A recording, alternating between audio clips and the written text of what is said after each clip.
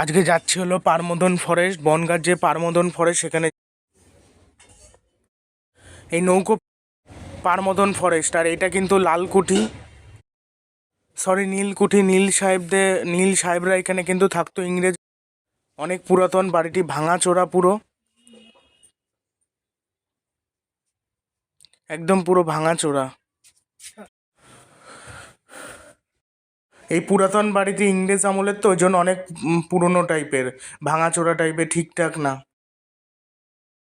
এটা পুরাতন বাড়ি বলেই কিন্তু এখানে দেখতে আসে, নীলকুঠি যেহেতু। চারিদিকটা পুরো ঘুরে দেখাচ্ছি কেমন। পোড়ো বাড়ি, অনেকে ভুতুরে বাড়িও বলা যায়, ভুতুরে টাইপের বাড়িটা কীরকম যেন, ভুতুরে ভুতুরে টাইপের। এই হলো মূল ব্যাপার, একটু পুরনো ভুতুরে টাইপের, একটু নির্জন, লোকজন দেখা যায় না। আর বাইরে থেকে পরে দেখাচ্ছে নীলকুঠি, নীলকুঠি কিন্তু পরে বাইরে থেকে দেখাচ্ছি। তারপর কিন্তু চলে যাব নৌকোয় করে, কিন্তু ওই পাশে যেতে হবে বিভূতিভূষণ অভয়ারণ্যতে।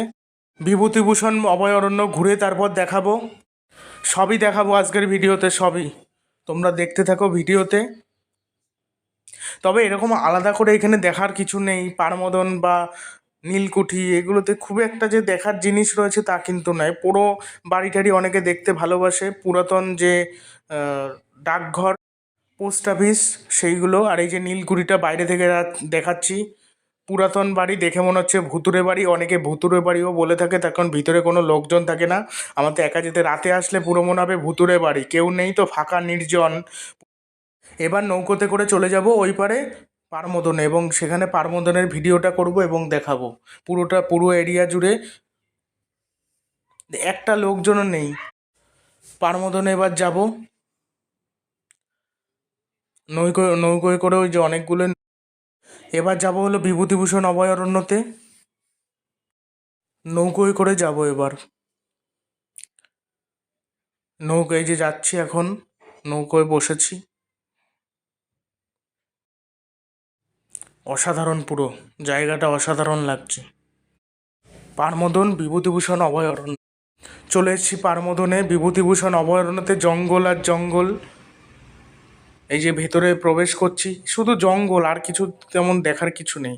জঙ্গলে নীলকুঠির যা দেখার জিনিস, নীলকুঠি বিভূতিভূষণ অভয়ারণ্য বেস্ট আর কি। জঙ্গলের পথ এক, ওই জন্য কোনো লোকজন নেই, এদিকে কেউ আসেও না। আমি যে ভিডিওতে দেখাইনি, এই জন্য দেখাতে আসলাম, আর কিচ্ছুই না।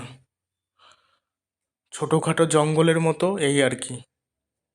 ভিডিওটি ভালো লাগলে অবশ্যই চ্যানেলটা সাবস্ক্রাইব করবেন। এরপর আরও নতুন নতুন জায়গায় যাব, এবার সেগুলো পোস্ট করবো। এবং আগে কিছু জায়গায় গেছিলাম ঘুরতে, সেগুলো কিছু পোস্ট করারও হয়নি, রয়েছে, সেগুলো সব পোস্ট করার চেষ্টা করব। আর গরমকালে তো আবার ঘোরা হবে না, এই শীতকালে যা ঘোরা, এই 2-3 মাসই ঘুরতে মজা লাগে। এই হলো বিষয়, কিচ্ছু নেই দেখার, পুরো জঙ্গল আর জঙ্গল, এইটুকুই আর কি। আমি শুনেছিলাম পারমদনে নাকি পশু পাখি এগুলো রয়েছে দেখার, এখন তেমন কিছু নেই। আগে হয়তো দেখা যেত, এখন শুধু জঙ্গল আর জঙ্গল, আর কিচ্ছু নেই। ওই জন্য তাও যেহেতু গেলাম ঘুরতে একবার, দ্বিতীয়বার আর যেতে ইচ্ছা করবে না।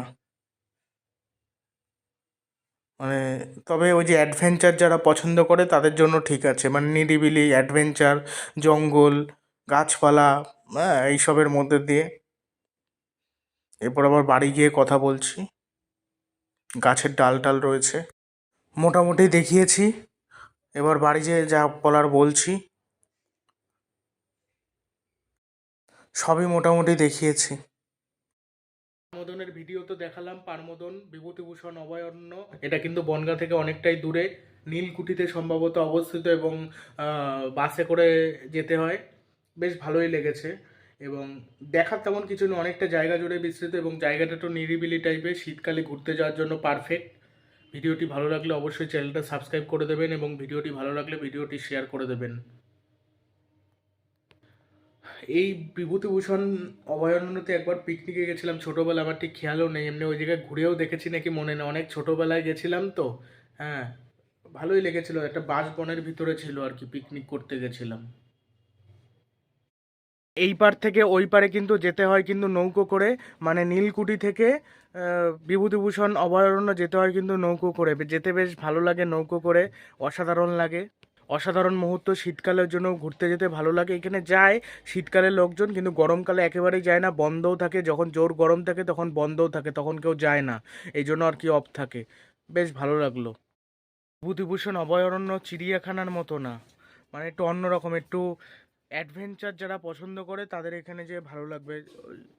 গাছপালা, একটু জঙ্গল টাইপের, মানে এরকম আর কি। আর কিছু নীলকুঠি আবার পোড়ো বাড়ির ওইটাই বরঞ্চ ভালো লাগলো একটু, নীলকুঠিটা একদম ইংরেজরা যেই বাড়িতে থাকতো সেই বাড়িটাই আর কি ভালো লাগলো আর কি। সেইটাই আর কি নীলকুঠিটা। নৌকোতে যেতে বেশ ভালো লাগলো, নৌকোয় করে যেতে। এইগুলো আর কিন্তু তেমন কিছু দেখার কিছু নেই আর। ওইখানে তো জঙ্গল আর জঙ্গল, এইটুকুই আর দেখলাম। তবে যতটা দূর সেই অনুযায়ী দেখে অতটা মজা নেই, মানে দেখার কিছু নেই, এটাই হলো ব্যাপার। কাছাকাছি হলে ঠিকঠাক ছিল। ওই জন্য একদম ফাঁকা, কোনো লোকজন ছিল না। মানে এই সব দিকে যায় না, অনেকটা ভিতরে তো, অনেকটা ভিতরের দিকে কি আর যাবে, ওই জন্য কিন্তু যেতে চায় না। বিভূতিভূষণ অভয়ারণ্য বা পারমদন ফরেস্ট বনগাঁ। তবে নদীর সামনে দাঁড়াতে বেশ ভালো লাগে, ওটা মনে হয় ইছামতি নদী। ইছামতি নদী, ওইখানে একটু দাঁড়াতে ভালো লাগে, নৌকোয় করে যেতে বেশ ভালো লাগছিল। অসাধারণ। এইগুলোই ভালো লাগে, আর এছাড়া আর কিছু তেমন কিছু নেই। বনগাঁ সাতবাই কালীতলা, ওই সাতবাই কালীতলাটাই দেখার জিনিস, পুজো দেওয়ার ভালো জায়গা। এবং পৌষ মাসে যে মেলা হয়, মেলাটা বেশ সুন্দর লাগে, এইগুলোই। কিন্তু এইখানে অতটা ভালো নেই দূরেও। আর সাতবাই কালীতলা আর কি পারমদনের দিয়ে কাছে, পারমদন অনেকটাই দূরে, অনেকটাই সময় লেগে যায়, এই জন্য এটা আর কি সেরা। আর পারমদন মোটামুটি, মানে দূরে কেউ যদি ঘুরে দেখে একবার গেলে আর দ্বিতীয়বার যেতে ইচ্ছা করবে না, এরকম আর কি।